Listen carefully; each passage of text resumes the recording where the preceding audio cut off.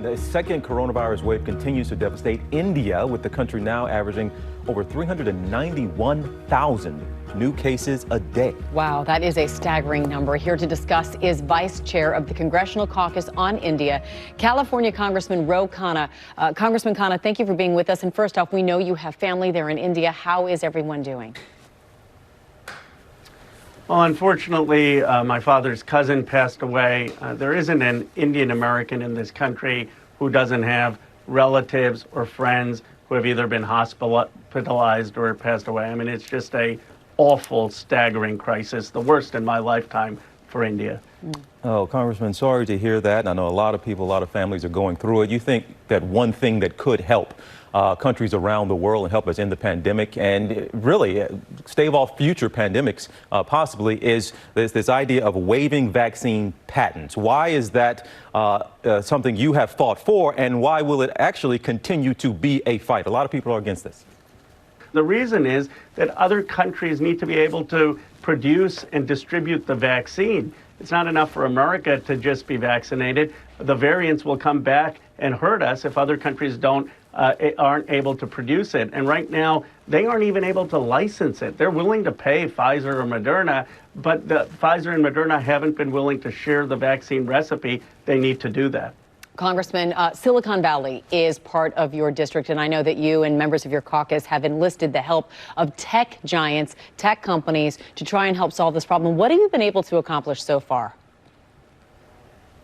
Amy, the response has been overwhelming. You have Vinod Khosla, who pledged $100 million to help with oxygen there. You have people at Google who have mobilized people. The owner of the Sacramento Kings is trying to enlist the NBA to get oxygen into India. And Secretary Blinken has convened calls with all of the private sector leaders and diaspora, as well as UPS, FedEx, to help. So the mobilization has been extraordinary.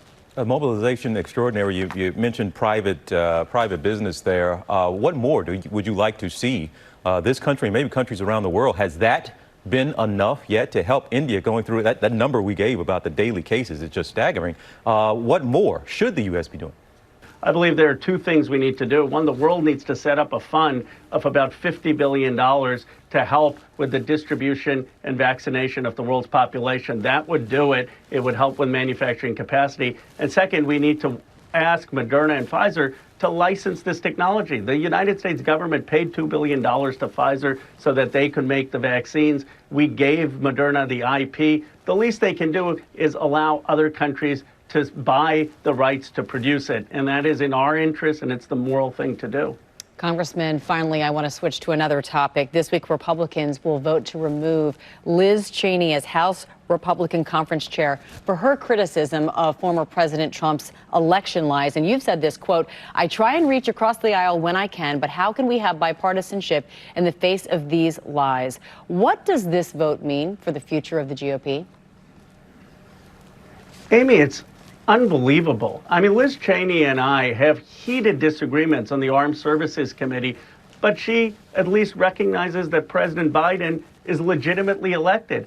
How are you supposed to have bipartisanship when almost half of the House of Representatives doesn't believe that President Biden was legitimately elected?